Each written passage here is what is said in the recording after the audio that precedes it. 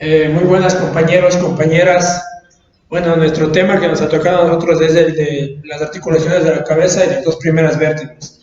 Bueno, aquí mi grupo está conformado por Alex, por Paul, por Germán, por Brian, por Danilo y mi persona Giovanni. No. Muy bien, en términos generales se conoce que la articulación del cráneo no posee ningún movimiento, por lo tanto esta va a ser una articulación sin artrosis. Sin embargo, existe una articulación que posee movimiento en el cráneo, que corresponde a la mandíbula con el hueso temporal.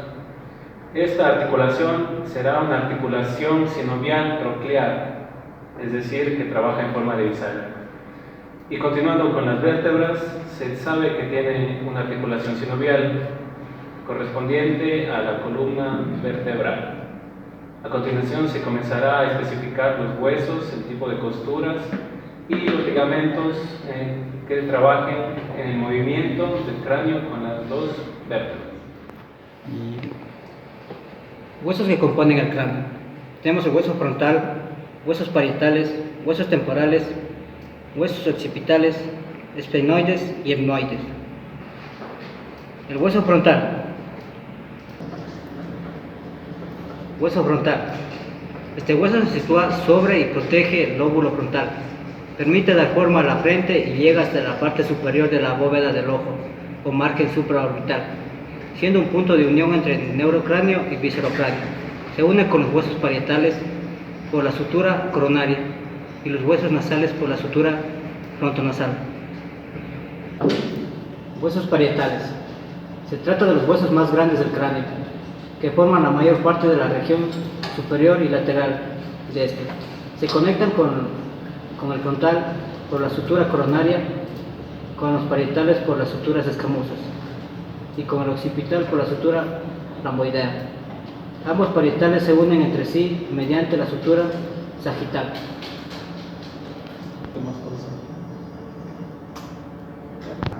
Huesos temporales. Dos huesos situados en cada uno bajo uno de los parietales y unidos en estos mediante las suturas escamosas. Estos huesos irregulares pueden dividirse en tres zonas. La escamosa, que es el que se sitúa alrededor de la sutura escamosa; la mastoides, que se refiere a la parte más próxima de la mandíbula, en la que se asientan varios músculos de esta y del cuello; y la pétrea, que se sitúa en regiones más profundas, formando parte de la base del cráneo y poseyendo en su interior el oído medio e interno. También existe una región timpánica que rodea el conducto auditivo. Hueso occipital. Este hueso configura mayormente la base del cráneo, situándose en el foramen magnum o orificio en el que del encéfalo y médula espinal se conectan. Protege parte del lóbulo occipital y temporal, el cerebelo y el tronco del encéfalo. Posee varias protuberancias y crestas que conectan con las vértebras.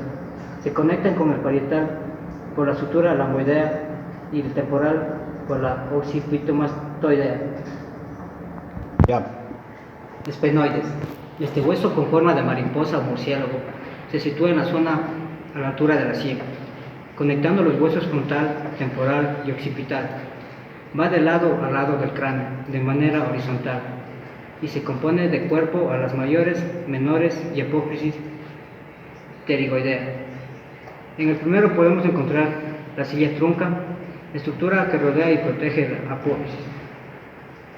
A las mayores forman parte de la pared dorsal de la órbita ocular, mientras que las menores lo hacen de parte medial. Mantienen unidos y conectados el resto de huesos del cráneo. Etmoides. El hueso conocido como etmoides se sitúa entre la esfenoides y el hueso nasal, participando en la forma de las órbitas oculares y las fosas nasales, actuando como techo de los segundos y el suelo de los primeros, así como la separación entre ambos. Este hueso conecta a la meninges a través de la crista galli. Posee numerosas cavidades denominadas Celdillas esmoideables.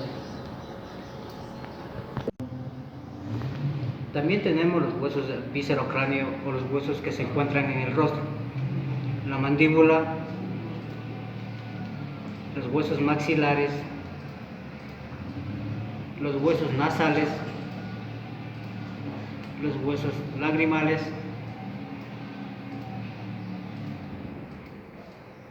los huesos palatinos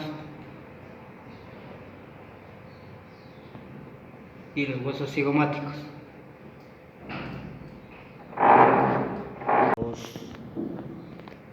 La columna cervical comienza en la base del cráneo. 7 son las vértebras que componen la columna cervical. Los huesos cervicales son más pequeños que las demás vértebras espinales. La función de la columna cervical es contener y proteger la médula espinal, soporta el cráneo y permite los diversos movimientos de la cabeza. Primera cervical o atlas. El atlas es una vértebra incompleta, en efecto no tiene verdadero cuerpo. Está representada por la apófisis odontoides del axis. Los elementos restantes están más o menos reducidos. Primero, tenemos la apófisis espinosa que está representada por el tubérculo posterior. La apófisis espinosa está representada por el tubérculo posterior. Las apófisis articulares por las cavidades glenoides, por una parte, y por otra por las carillas planas situadas en la cara inferior de las masas laterales. Las láminas por el arco posterior. Los pendículos por partes laterales de este arco en donde se ve el canal de la arteria vertebral. Axis es la segunda vértebra cervical. Esta cuenta con un cuerpo vertebral. De su cuerpo hacia arriba sale una apófisis llamada diente del axis o apófisis odontoidea, que se articula con el atlas al introducirse en el interior de su anillo. Sirve de eje para la rotación de la cabeza. Esta vértebra también posee una apófisis espinosa que es bífida. De las masas laterales salen las apófisis transversales, con sus respectivos agujeros transversos.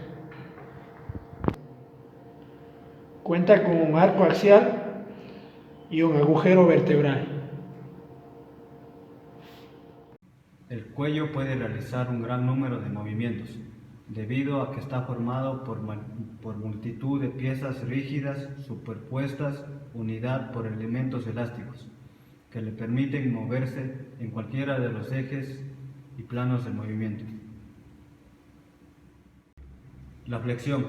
El arco normal de movilidad nos permitirá tocar el tórax con la barbilla, cambiando el eje prácticamente 90 grados hacia adelante.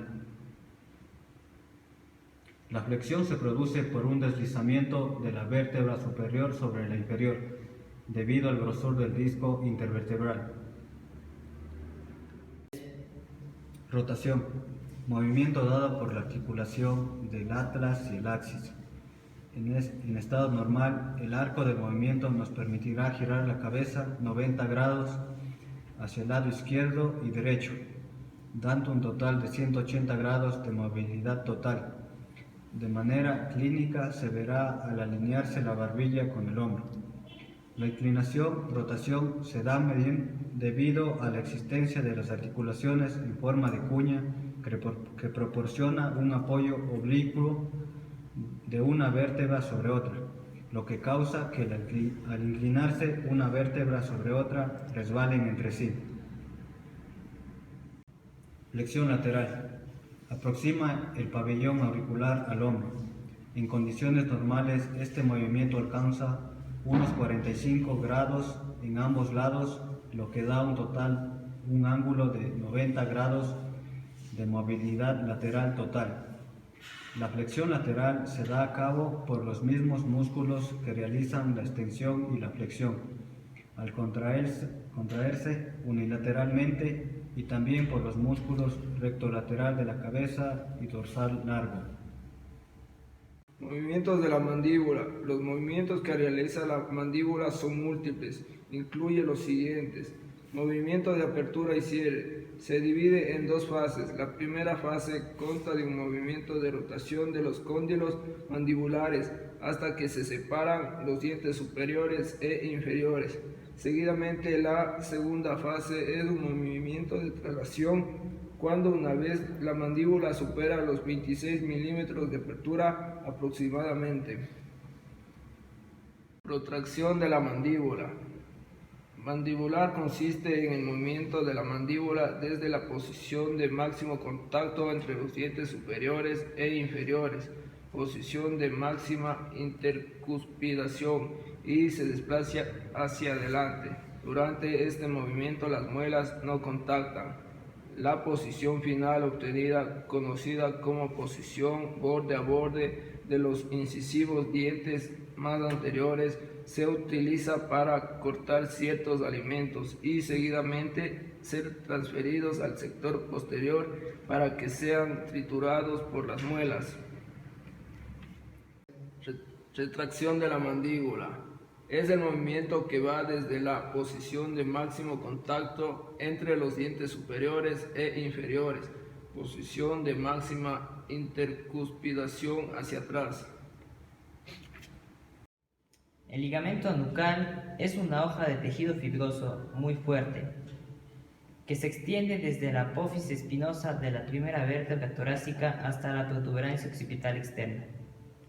El ligamento nucal limita la flexión anterior de la cabeza y la columna vertebral. También sirve como medio de unión para algunos importantes músculos. El ligamento longitudinal anterior no es tan impresionante en el cuello como los demás.